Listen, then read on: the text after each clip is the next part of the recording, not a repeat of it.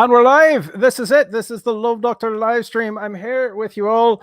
Slunche, make sure, yeah, if you're here, give a little thumbs up, give a little like button somewhere. Have a drink and say hello in the comments so we can see that you're here.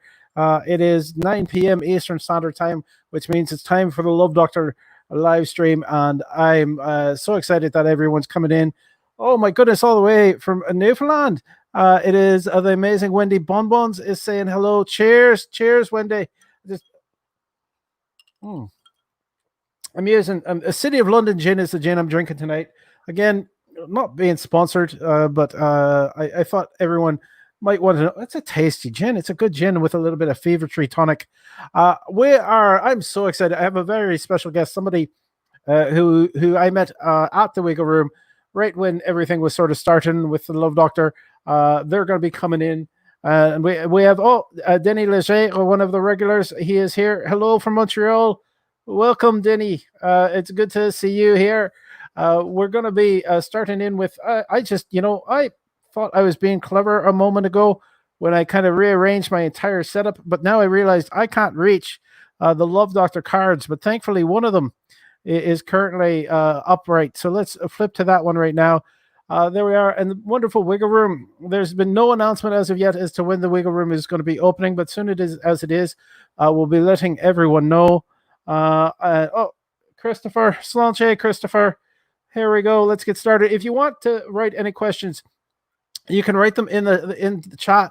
And if you want to, what's the other words I'm looking for?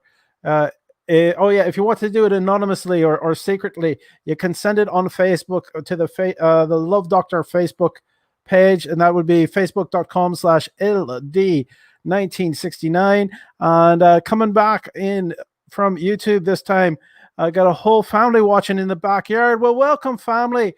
And it's all that's you had a big bunch over at your place for Father's Day, Christopher. I hope the language that I use tonight is not going to be upsetting to anyone. Let's go to that first question. I can't quite see it there. Let me just make it a little bit bigger. Dear Love Doctor, why does smoking after sex make sex so much better? Actually, I'd be a little worried. That means there's a bit too much friction. You might want to start trying using lube or something, because smoking, that's a sign that's, you rub two sticks together, you get fire. But maybe it's because you're an addict and you just need to get something into your lungs. So for those who are smokers, cheers. I'm going to have another sip. I think it's time that we actually bring along our special guest at this time. Just to get to Christopher, my kids were terribly raised. You can use whatever language you want. I believe, I'm not that keen on watching my own language, but I am a strong believer that if the only word you can find to describe something is a swear word, it's a sign of a poor vocabulary. And when we're talking about like intelligent people, I have to say that our guest tonight is one of the most intelligent and literate people that I know. And she has, she can have a potty mouth when she wants, and she knows when it's important to. And I just caught her laughing when we said that. So that's, I wanted to bring you in on a laugh and a beautiful smile. It is the fantastic Miss Meow from Miss Meow Productions, Yael Perez. Everyone. Welcome to the Love Doctor live stream. How are you? I'm so much better now. Thank you so much for having me. I really missed having this type of interaction, this burlesque adjacent activity. So it's an honor to be here. Thank you. It's my pleasure. And look, it's Eliza Perez. She's 2 of 3. Woohoo, Miss Meow.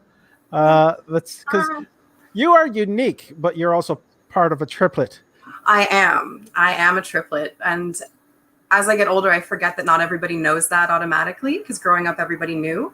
So it's still kind of a novelty for a lot of people. I'm a triplet. We are not identical. We still look like sisters, but I do think we can kind of read each other's minds just because we spent a lot of time together. All right. And Denny Leger making sure he has a cat photo up saying, "Hola, Miss Meow." There he is. He's a polyglot, so he has a tendency to greet people in many different languages. This is kind of exciting. I just realized that although I do have that problem, I'm going to address the the anonymous questions every now and again, rather than be able to check them all in at the same. It's amazing. It's Mickey Michelle has dropped in to say hello from Australia. Hi, Oh, that's Miss such a you. lovely avatar. We do miss you, Mickey. It's so good to see you. I've been following your posts. So much love and support. Trying to send it your way. Thank you for being the wonderful person you are. And we're all unique, says Christopher, but he's not. So we're all the same, and no, we're not. There we are.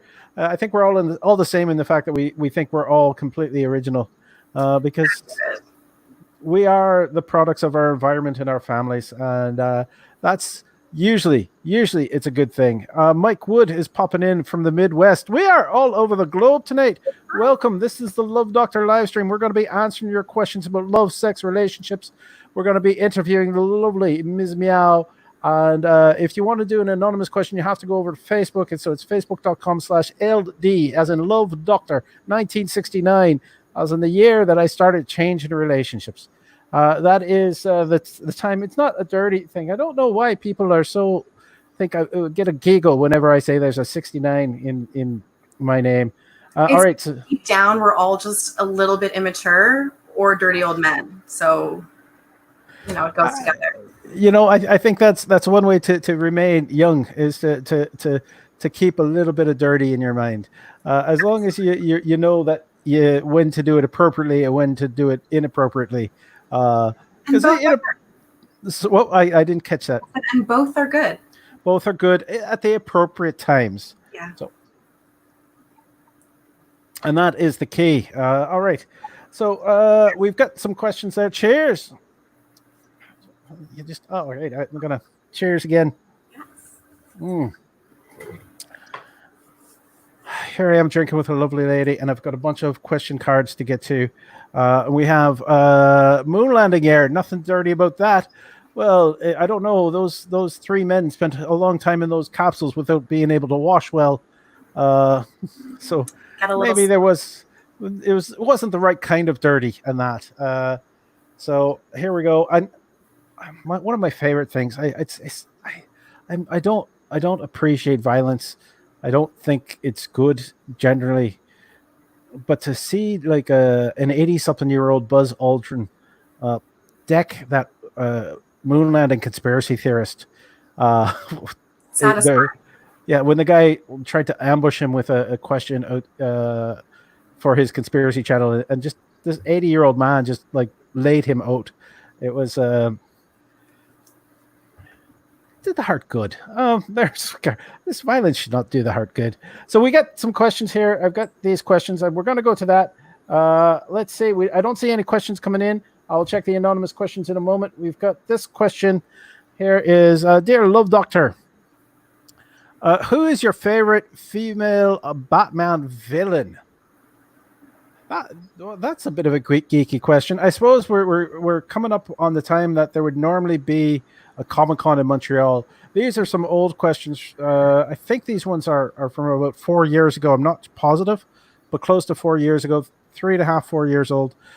Who's my favorite female Batman villain? I'm going to ask you to answer that one first, Miss Meow. Well, I mean, is Catwoman technically a villain? That's what I was mulling over in my brain. Is Catwoman a villain? She's an ally of sorts. She is a criminal, if you include that. Badass? True. Because if the answer can be Catwoman, the answer is Catwoman. And if it can't be, then I guess I have to pick someone else. I think we're going to keep it a Catwoman because she is fantastic. And that costume. Christopher, my dad smells. What soap should he use? Soap in general. I hate to admit this, but I'm currently using Irish Spring. I don't know. I didn't quite hear you. Might cut it. You don't say Irish Spring. I do say if I could run to the washroom right now, it's using the shower gel. It's Irish Spring. I guess stereotypes do exist. There is. I'm just gave some motion there. We have a question that's come in on the anonymous. Let me just check that there. Oh, it wasn't so much a question. It was just I got notification that Mickey Michelle has mentioned us in their story. Oh, So thank you, Mickey. It's always good to know that there are people out there helping to spread the word. If you do enjoy the Love Doctor live stream, please tell your friends, share it with people. If you don't enjoy it, just shut the fuck up. There's no, if you don't enjoy it, send it to someone you don't like, and then they can watch. that you are a brilliant producer and marketer of shows, and that's I have my moments. you definitely have your moments. You have me beat for sure on that. So thank you very much. So yeah, send it to people you don't like, and if you do like it, send it to the people you like, and also send it to the people you don't like, because maybe that would be a way to bridge the gap between you. Uh, we got a question, and my kids are all laughing at that because they caught me off guard while I was posting a photo of them watching this on Facebook, which is brilliant. It's they managed to grab the keyboard away from you while you were off being a proud dad, Stinky. There's all right. We're gonna move. Actually, yeah. What if you? I know COVID has sort of caught everyone off guard. Um, Yep. and there is been a dearth, not a dearth. There's been a lack of shows around in that time period, and I know that you had to cancel a number. I so far have canceled 7 shows and counting. 7 shows and counting. It's And that's productions. It's not even shows I was booked to perform in. That's 7 productions. So it sucks. and that is that's also you're hiring what 6 to 8 performers per show. Usually 7 performers if I perform as well. So we have a total of 8 and a host and a stage kitten. So that's 9 people who are not employed during that time. I want to put up actually that just kind of is a great time to mention your linked tree. So linktr.ee/Yael Kitten. There's all her contact information, including supports if you want to support her, and also there's photos and that you can also purchase from her channel. So if you go there, that has everything you need to have to be able to contact the wonderful Ms. Meow or Yael Kitten on that one. There's All of my identities sort of thrown into one. which is probably saner than the way that I've been doing things. Keeping everything separate. Well, it's not that I remember it. It's like people will run into me and they don't know who I am, or they think I look familiar, but they don't know exactly what that person is. We got Wendy Bonbons, who is a burlesque performer, saying it's so sad. She's been a guest on the show.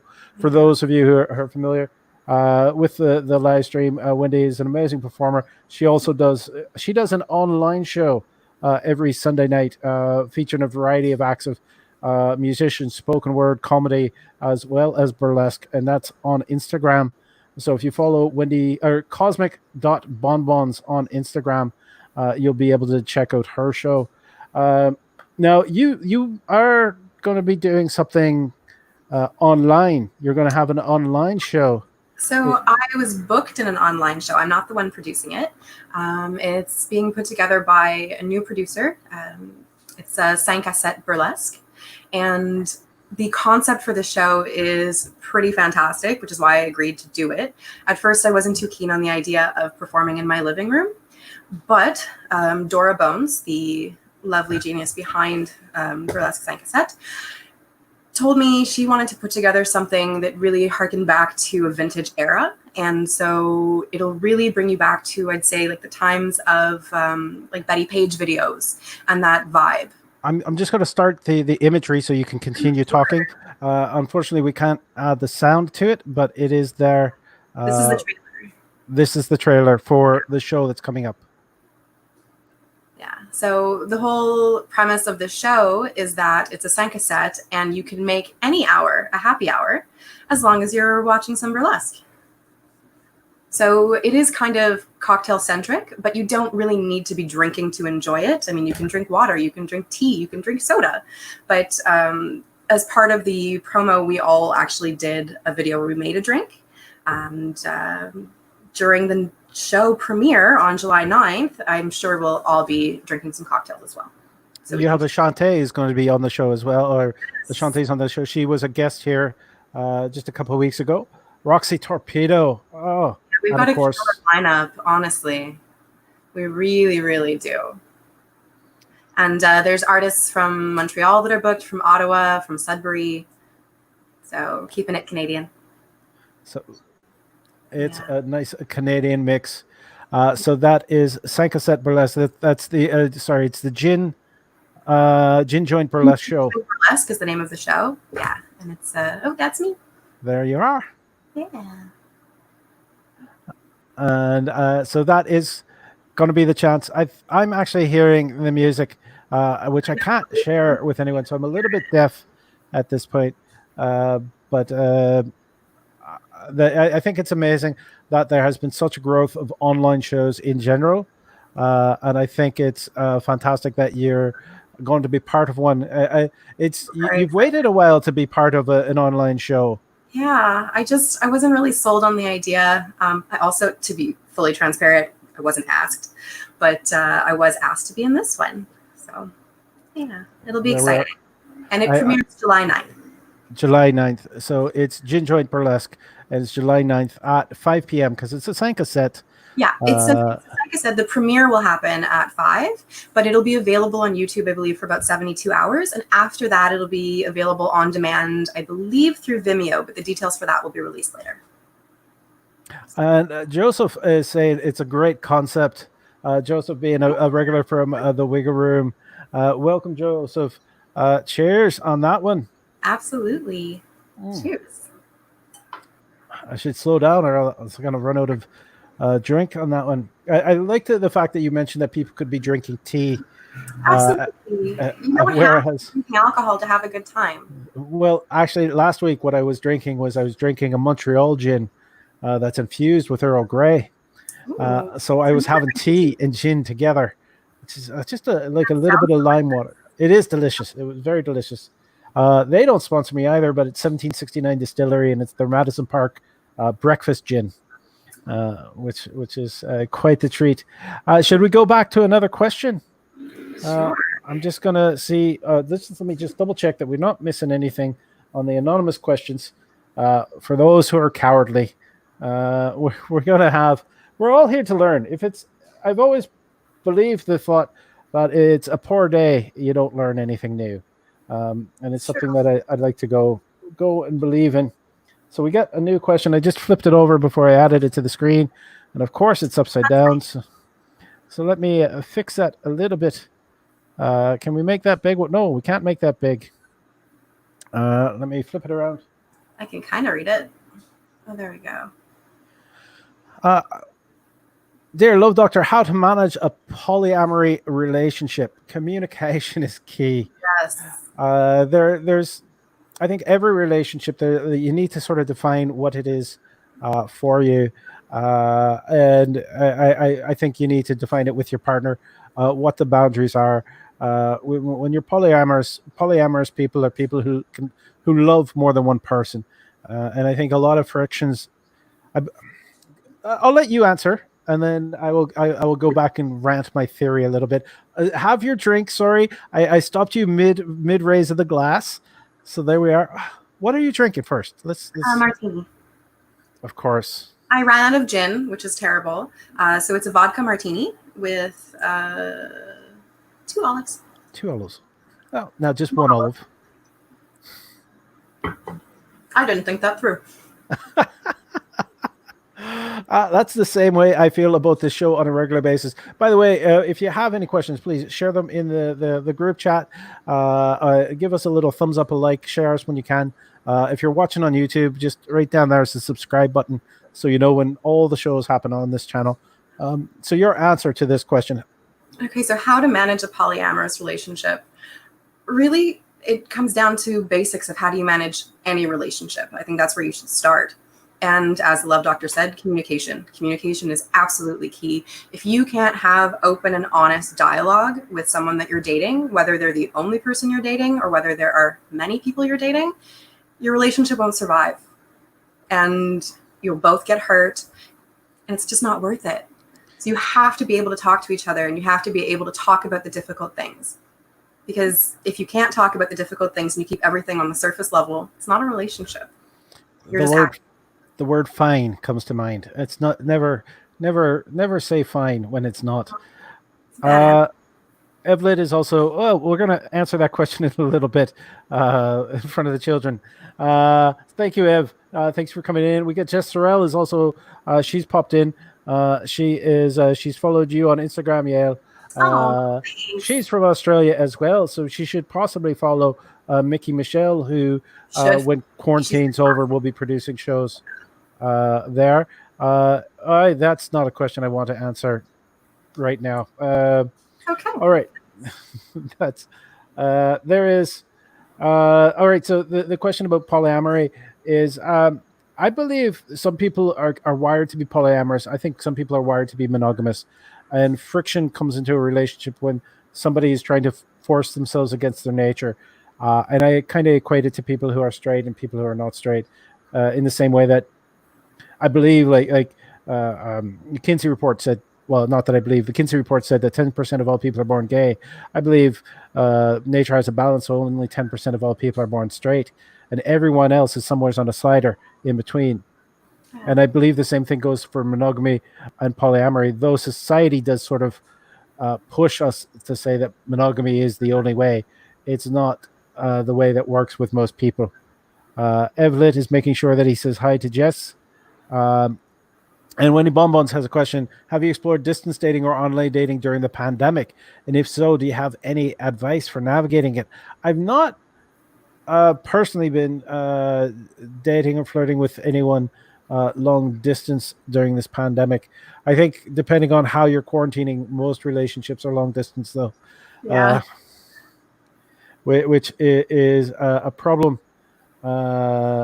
That's one way to look at it, but again, communication is key, and you need to sort of make sure that you the hardest thing with any kind of distance relationship is to message the person when you think about them, because if you're not receiving messages from your partner, you're assuming they're not thinking about you. It's true. And you want to make sure that they are thinking of you and that you are thinking of them.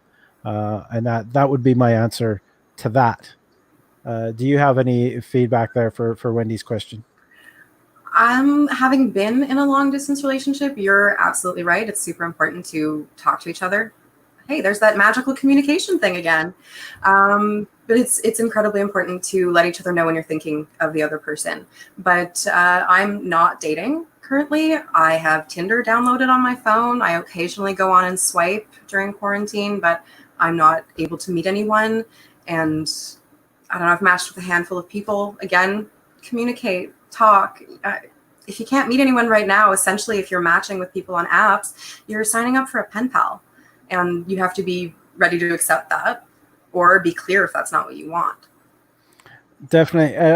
With the current environment, we really need to not just be thinking about ourselves, but the people in our immediate circles that we are interacting with, because safety is an issue, health is an issue. We've got a bunch of people coming in, like Ev is saying hi to Jess is saying hi to Ev. I love the community aspect of this. Jess is also saying hi to Wendy Bonbons, and she has managed to subscribe to Mickey as well. Jess is just a social butterfly all the way. It's 9 a.m. in the morning over where she is. Wow.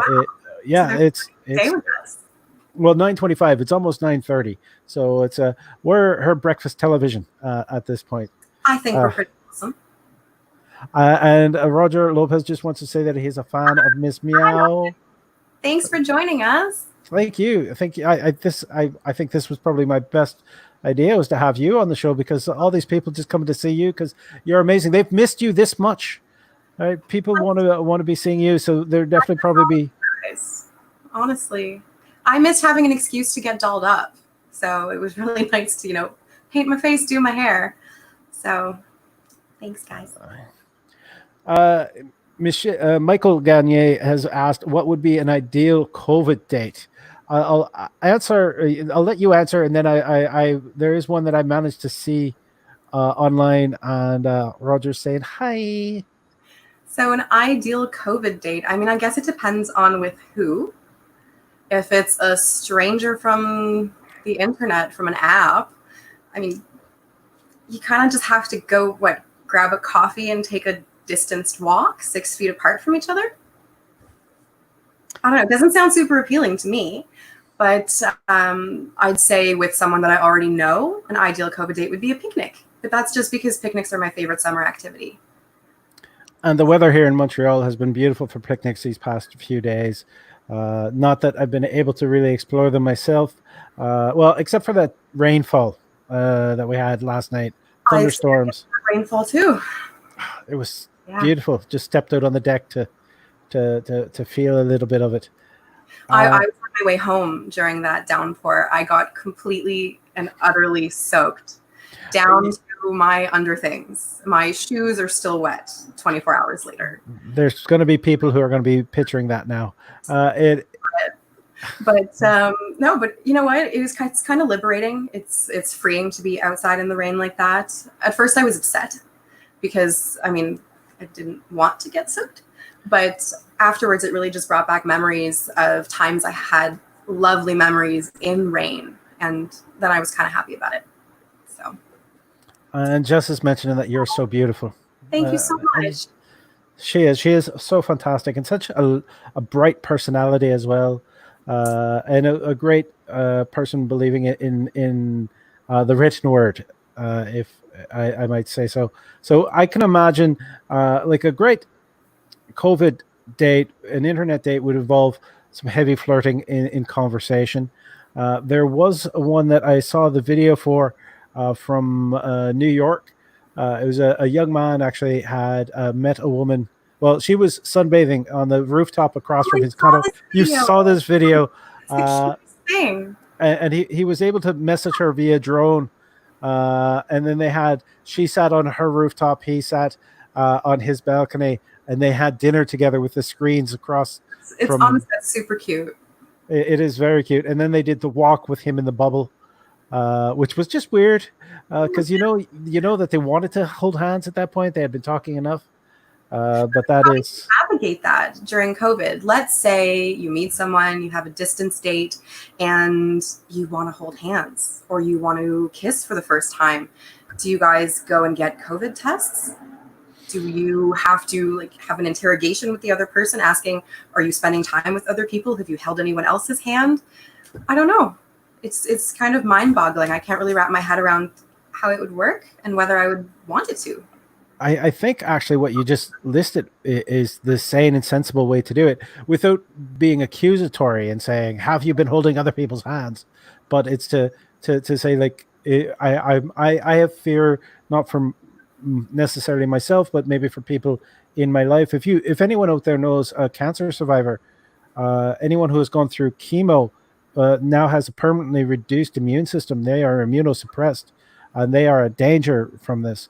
Even people who are healthy. I have a musician friend in the United States who was hospitalized, quarantined for COVID, and now he is permanently disabled. He's cleared, but his lungs are operating at about 50% of what they used to beforehand, which means singing is out for him. And there's COVID is still scary, and we need to make sure that people are taking care so we can take care of everybody. Taking it seriously, because there's a lot of people out there who aren't, and it's kind of scary to see that. And Roger Lopez has asked if you've binge watched any shows during COVID. Oh my God, I've binge watched a lot of shows during COVID. But to be fair, I binge watched a lot of shows before COVID too. I binge watched Blind Spot, because I have a thing for FBI shows and crime shows, and that's been really great. And of course, now I'm put on the spot. I can't name a single thing that I've watched other than that. I watched a really bad Netflix movie the other day, like really, really bad. 365 Days, I think it was called. It was terrible. I could have just called it 1 year. It's got like loosely based off of 50 Shades. I know the author of the books was inspired by it. So basically it's fan fiction about something else. I don't know. But it was really good.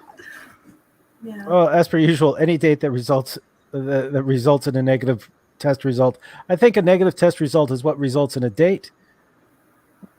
I don't understand. If people are being tested for COVID, if they're negative with COVID, then it's okay to kiss. Then it's okay to hold hands. Yes. Yes. Etc. So that's why I'm saying a negative test result would be a positive date.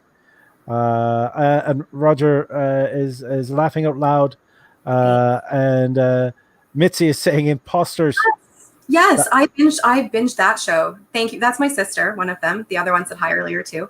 And so my sisters and I do this cute thing where when we all start a show at the same time, and we happen to be around the same episode, we watch the show together. We'll call each other or message each other, and we'll press play at the same time. So we're kind of watching with company, but by ourselves. It's cute. And Roger has heard of that. The show or of people watching things together? I'm not sure if he's referring to Imposters or not. Imposters was great, but it got canceled after, I think, 2 seasons, which was very upsetting. Oh, we have an anonymous question is here. I can see why it's anonymous. Dear Love Doctor, my partner has requested a facial, but the best I can do is just a dribble. What do you suggest? Are they polyamorous? Do they? I mean, if they're polyamorous, invite somebody who has a little bit more power. Someone else to do it. That could be it. They did say their partner. I don't know. They didn't say one of their partners. That's fair. I recommend that you make sure that you have a lot of enough liquid in your diet, and maybe hold off a day or two, including touching yourself, so you be ready. There's a bit more buildup and pressure behind things, and also make sure you have good cardio. That's important. That's it's the amazing questions that I get asked from time to time. It's quite yes. Well, I have to say that is a little bit of the bread and butter. We've got all right. Ev had asked a question up there, which I said I was going to get back to. Where are we? It did get past me. What is taking the place of analingus now that you can transmit COVID that way? By the way, I first off, I want to talk about one of the first governmental studies that came out included the fact that semen didn't carry COVID, and I was first off, I think to be able to deliver semen, you're going to be transmitting COVID, but at the same time, it's like, who is that important to know? Like, it's the same thought of like, oh, let's not cure cancer, let's manage to make Viagra instead. You know what? Like, what kind of scientists? What's the priorities that they're testing that before? Horny scientists. What kind of scientists? You cut out there for a moment. Oh, so they must be horny scientists.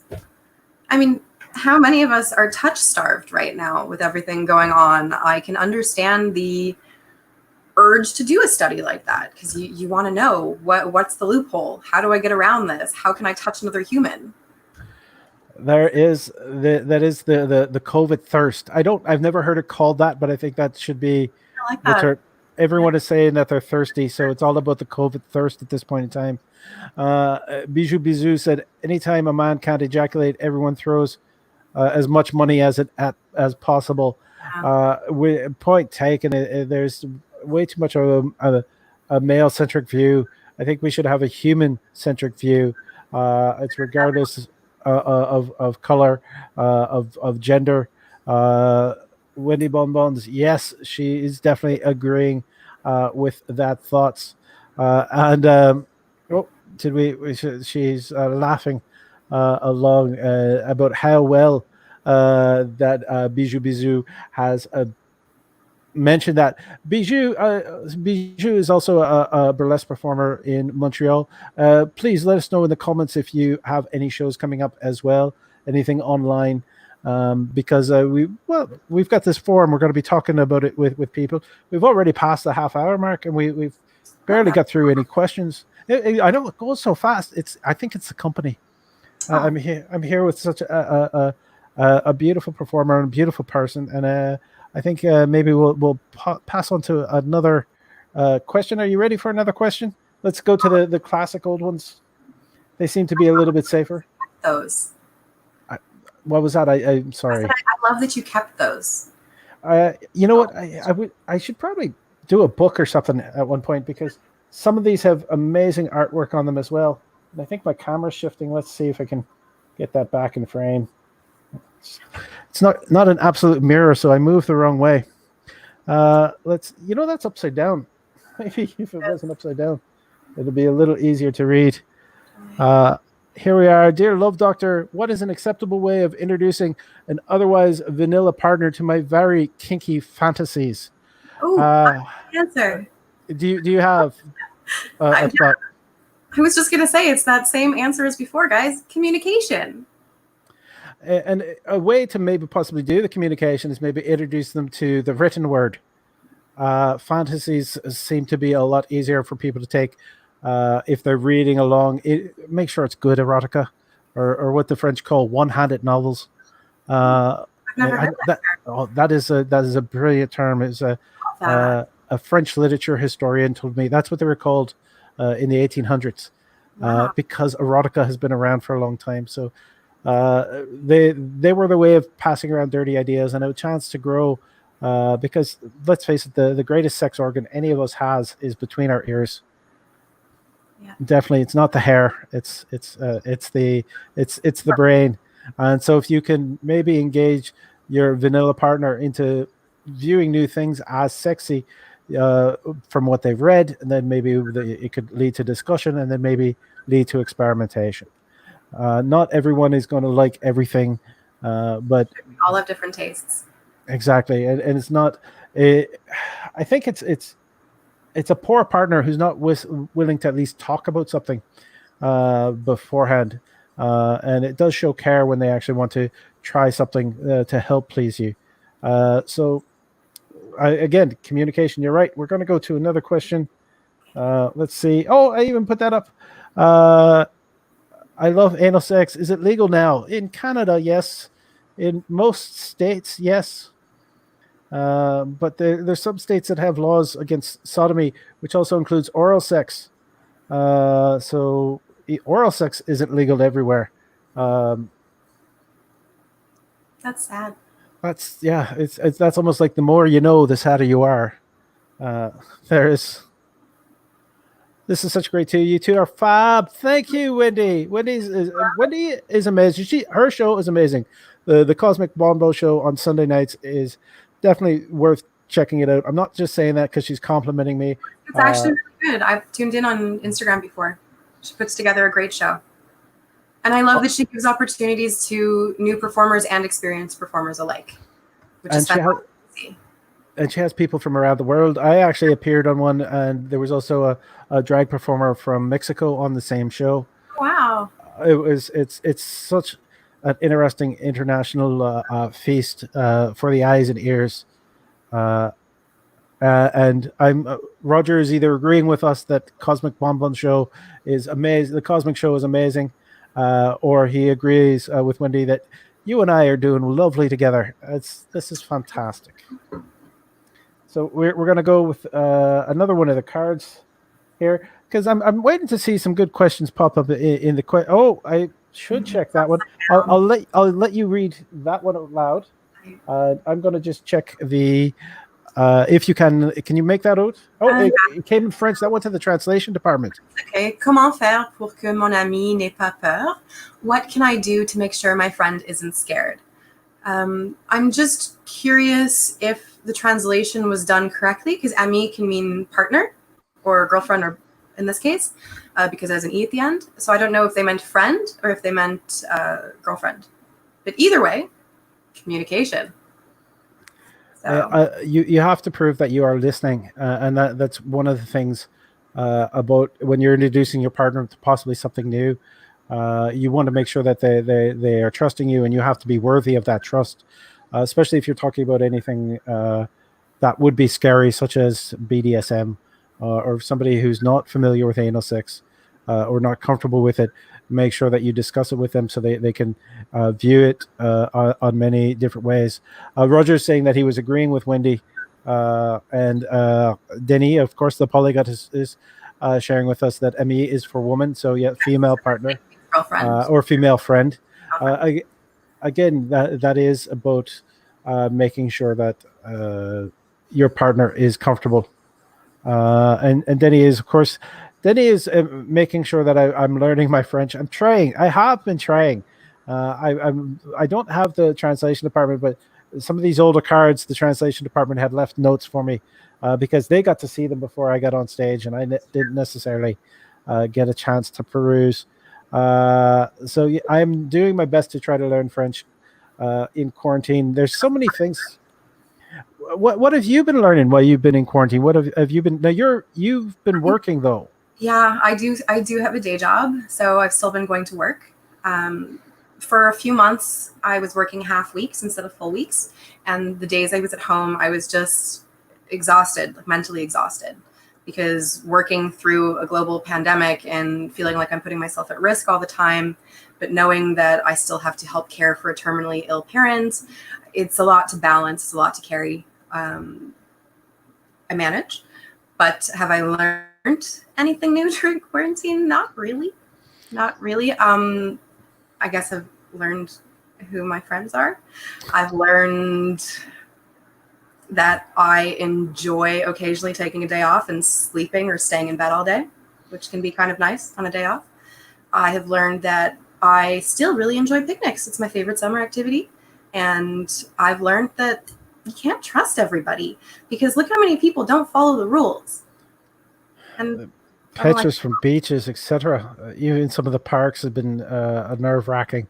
I do cohabitate with a person who is a cancer survivor, and having to take care of their worries is I mean, take care of them as well. It's not just their worries. Paul's my manager. He's not here right now, but thank you very much, Jess. Of course, Yael is amazing. And French doesn't leave much space for non-binary words or adjectives, which is true. And I'm also a little bit worried that I might have touched my grandmother's ottoman inappropriately when I was younger. So, the fact that objects have genders. And there goes the other Olive. You learn new cocktails. Somebody's calling you a liar. You've learned new cocktails. See, there's this thing sometimes where my brain doesn't work, and I completely forgot. You are absolutely correct. I have been teaching myself how to make different cocktails. I eventually would love to become a bartender. So I've been teaching myself a lot of stuff. I have yet another Instagram account, and it's called The Whiskey Showgirl. And I post a lot of content on there of cocktails that I have learned how to make. And people seem to enjoy that. And I've actually had fans on that Instagram who have tested out the cocktails that I've shared, which is great. So I love seeing that. So nice. I was wrong. I learned how to make a ton of cocktails. And when quarantine is over and we're allowed to have people over and spend time together without having to distance, Love Doctor, I would be happy to make you a cocktail. Yeah. And I mean, people were asking about dating during COVID. I'm like, guys, if you match with me on a dating app and you flirt properly in a way that I appreciate, there's no way properly, everybody has different tastes. But when we have a cocktail video date, like maybe when quarantine is over, I will make you a cocktail too.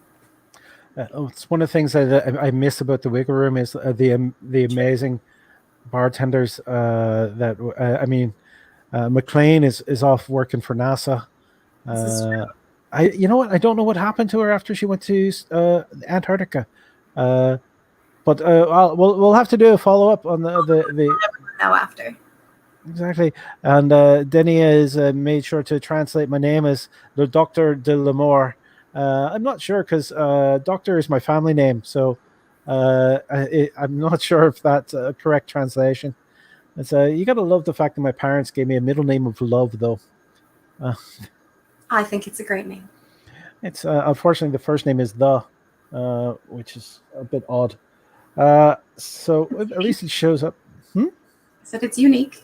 It's unique. There we are. And Eliza, I missed the Wiggle Room drinks. Well, the Wiggle Room too, of course. The entire Wiggle Room experience.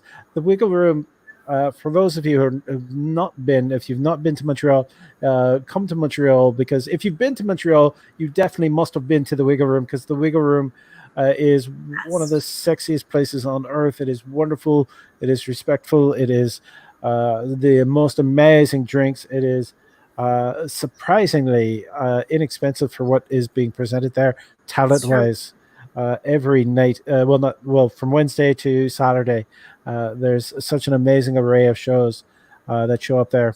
So I'm hoping that, well, I'm scared about going back, but I'm hopeful that we get to go back again soon, because I still have to make sure about the person I'm living with. And you, I can't hear you when I'm talking, so I cut you up.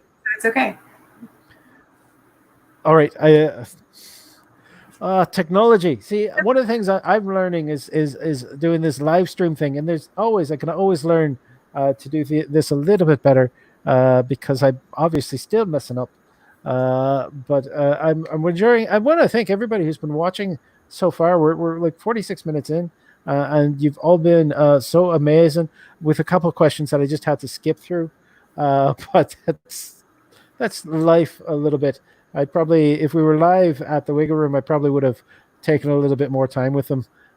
This is one of the things that the COVID has done. It has made me, what's the word, mellow. Yeah. In what way? Well, you at your time at the Wiggle Room when I was there, you've seen me take people to task for writing shitty questions. Oh yes. Oh yes. It was very entertaining. Maybe I'll have to start taking people to task here. Christopher is saying, my favorite part of the Wiggle Room is the community of regular staff and performers. That it is, and community is the right word. It is. So we have another question I just flipped over, and I can't read it at that size, so I'm just going to bring it a little bit bigger. Do you want to read it out loud? Sure. When in a long-term relationship, how do you start incorporating fantasies or role play into a steady sex routine? Again, that comes down to communication, and Magic word again. the magic word. Magic word. I really get afraid that people might realize that they if they just talked with each other, they wouldn't need to come to me for advice, and I'm afraid that might get out there. Don't worry. They would still come to you because they would communicate with you. True. There's some people who come to me that expect me to take their side, and I don't. And learn something, we hope. We hope, and sometimes I learn things as well. So yeah, again, it's communication is key. The time to bring it up is when you're talking with your partner to find out what their desires are, see what their fantasies are. Because as people gain more experience, I get a little bit older, their tastes might change, their desires might change, or their curiosities may grow, and that is a great thing to keep your partner informed about, but also learn about from your partner. And you can't do that if you don't talk about it. Yeah, if you don't talk about it, it's not. I could not. I've never had a relationship where it's at the end of the day of not speaking to somebody, we just fall into bed and then have like some sort of mechanical sex, because that's not love making. And I think the fact that you can share your body with somebody is key. And that's all right. One of my pet peeves is thank you again, Jessica. One of my pet peeves is the phrasing, the current terminology that people say they have sex. Yes, you have a sex. It's your sex. That's fine. But by externalizing it, when people said they had sex with somebody else, they've made it an external thing, and it's not related to the other person at all. And I think sharing sex is a better terminology and a better way to share. It makes you all feel involved. Exactly. Acknowledging somebody else was there too. Denis Leger just said there must be some board games that help people explore fantasies. There are. Actually, I mean, local sex shops. What do you have any favorites? Yeah, No, I have to say I haven't played any, but not I even sex dice. no, yes, but a long time ago. But not to say that I don't need games, but I do find I'm a very open-minded person, and I don't have a lot of inhibitions.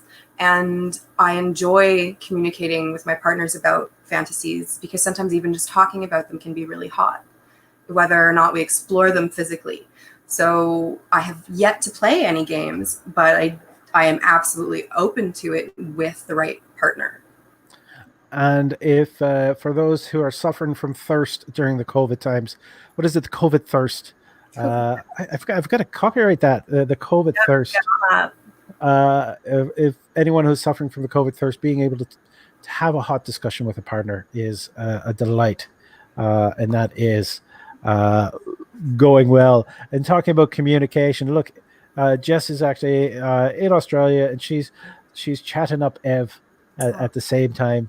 So see, it's communication and community, which is all part of the Love Doctor brand. So we'll move into another question. As dear Love Doctor, let's see what this one says. How to introduce bringing a strap on into. I like that spelling of heterosexual relationship.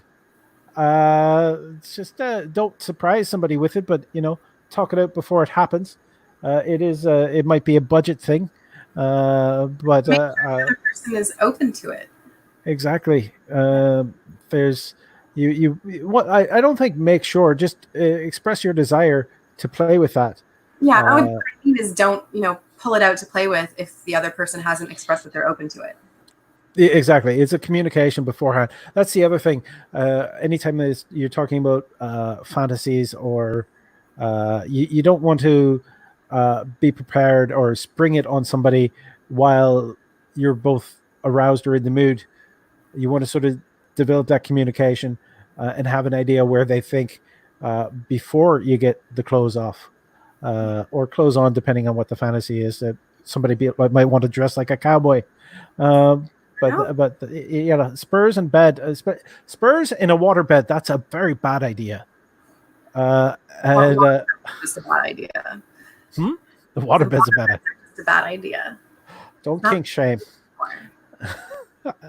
I'm not assuming. It's just I work for a landlord's office, and we have it in our bylaws of our leases. You can't have a waterbed because they're dangerous. They're dangerous because of leaks, and they're also very heavy. So if the building isn't properly reinforced, so Ev is responding with Jess. We're going to find out if this is going to move on to a second date or not. She's eating her popcorn. This is that's a little bit of a treat to kind of watch. I feel like we're watching we're like Waldorf and Statler from the Muppet Show watching speed dating. We're facilitating a first date here. Woof. Yeah. Here we go with another question. Oh, that's neat handwriting, but tiny. Look at that. See, there's 5 lines have been used, but only 4 lines were provided. Is it really necessary for me to wash my feet before my boyfriend can suck on my toes? I want it to be spontaneous and fun, but I don't want to gross him out. What is your take on that, Miss Meow? Well, it could be that your boyfriend enjoys sucking on dirty feet, but I would hope that's something that you would know. And if you're going to be getting intimate and you have the time beforehand, just go and clean your feet. It's considerate. Hygiene is always very important, and again, it's also there are some people who do fetishize a musky aroma from their partner. And if you communicate about that, then you'll know. Exactly where I was leading on that one. Perfect. It's like we're 2 bodies, 1 brain, and there's definitely one body that's a bit better. We've got. You told me to flirt. I tried. See, it went horribly. Here we are. Let's bring up the question. Dear Love Doctor, what's the best way to ask my lady friend to eat my ass, or at least surprise me with a little finger? Well, this one is this is a question that again, it's comes down to communication. You want to make sure that they're aware that you are maybe interested in a little bit of prostate or butt play ahead of time, and because asking her to surprise means it's up to them. And again, it's hygiene. If it's not something that they would normally go for, make sure that you're clean, very fucking clean. Consider It's very considerate of your partner. But And do here, you want to point out that whoever asked this question kind of answered their own question because they're saying, what's the best way to ask? That is the best way. yeah, not ask. Ask. Yeah, not ask a stranger. Ask the person you're with. Yes. So, say that goes without saying, but I guess you got to specify. Here's a question from Denis Leger: Is why are women so fascinated with feet? It's not just women. I wouldn't say that all women are. I know more men that are fascinated with feet than I do women. I mean, don't get me wrong. I love a good shoe, but you know, maybe Denny has dated more women than he has dated men, and that might be his experience. I've only dated one woman who seemed to be entranced with feet, and that's how I found out how ticklish I am. Oh. I almost broke her nose, and I feel bad about it to this day. Oh, but almost you didn't, right? No, I didn't. But it was I still no. You know me. I'm gonna be. I know. Not feeling good. Roger Lopez says, I jump off when I come back on. I missed the discussion about strap-ons. This is a wonderful, informative show. See, Roger, never leave. Come back at 9 o'clock every Wednesday for this show. If people miss something in the show, does this video stay up for them to watch afterwards so they can catch what they missed? It does. It takes a little bit of time to spool, but it will reappear on YouTube on the what's the name of that channel? Kick Ash Comedy. So if you search on YouTube for Kick Ash Comedy, it will then ask you, do you mean Kick Ass Comedy? And then then what you have to tell YouTube is, no, I typed it with a fucking H. So it's Kick Ash Comedy. So it'll be there, and it'll also be on Facebook as well. You need to be over the age of 18 to view it because, well, we're talking about some adult stuff. Even if we can be a little bit juvenile about it at times. Ev is mentioning, is it an issue if a cisgen couple, the woman is taller than the man, like by 8 or 10 inches? No. It's only an issue with the individuals involved. And really, height should not be an issue. Then it comes down to insecurity, and it might be better to ask your therapist. Yeah, you look like you were about to say something. I was just going to say that this idea that men should be taller than women should be short and petite, is really just a societal standard that people have put out there. And I don't think that's a good measurement to use when you decide if you're attracted to somebody. And sometimes we have to unlearn those biases to figure out if we really are in fact attracted to somebody, even if they don't meet those requirements that we've been told our whole lives that they should meet. So I'll be the first to admit, for a long time on dating apps and dating sites that give you the option of filtering people by height, I would filter it by people who were my height and taller. And it took me a while to realize that's not actually fair to other people, but it's also not fair to myself, because you're taking the opportunity away for you to meet somebody who could actually be fantastic. Exactly. I personally, on any dating app, I always used to state that I wanted to make sure that any female partner I matched with had a smaller penis than me. That was the only size issue that I was most concerned with.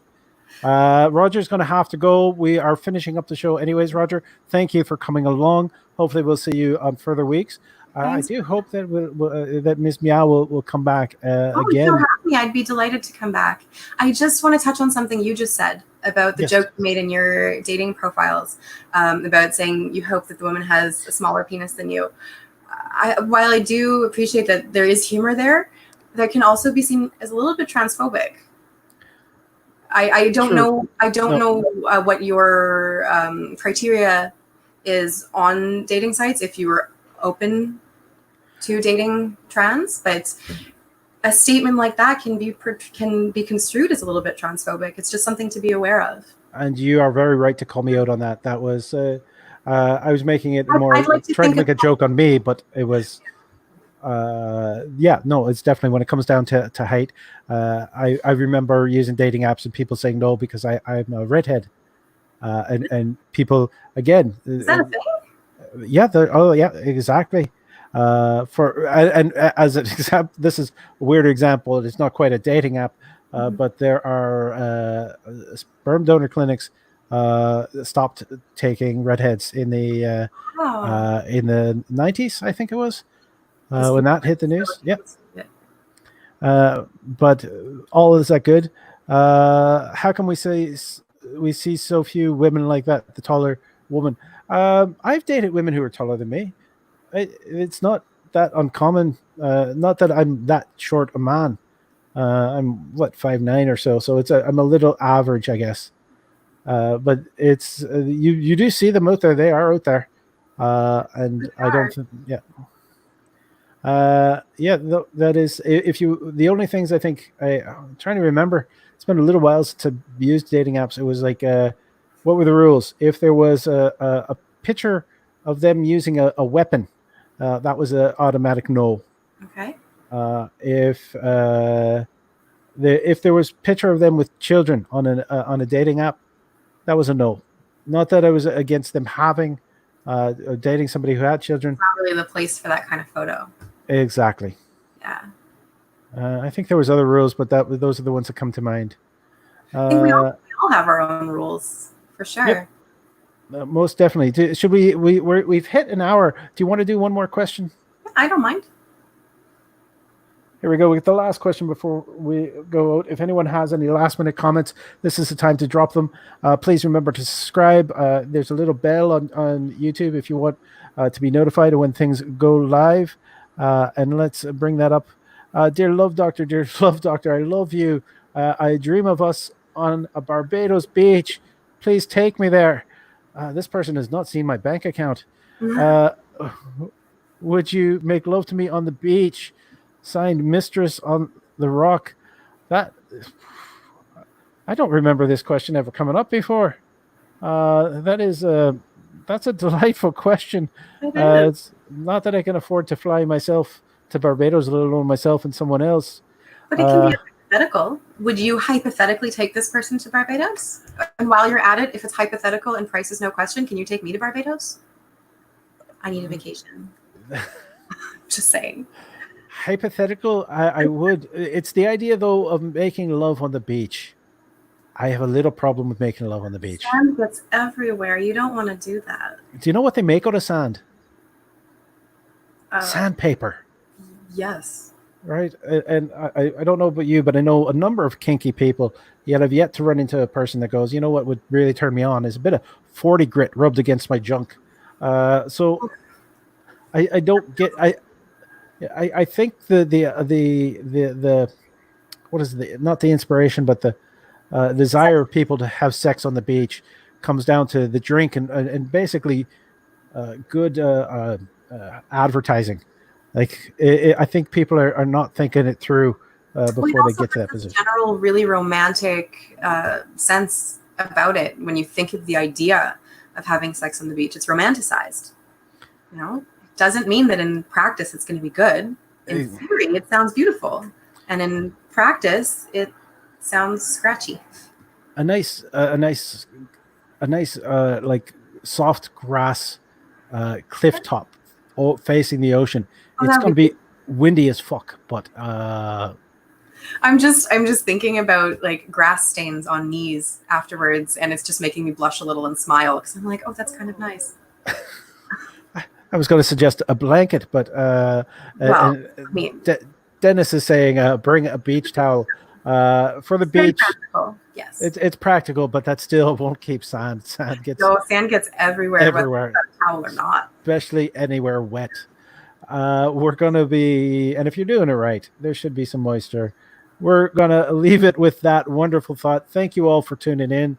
Thank you, Ms. Meow. Thank you so much for having me. This was so much fun. I'm glad you enjoyed yourself. Joseph is saying 40 grit is maybe for people that don't like it rough. 40 grit is pretty rough unless you're going for like a 20 grit. But let's not bring carpentry into this. Everyone, I'm the Love Doctor. I love you all. Ms. Meow, thank you.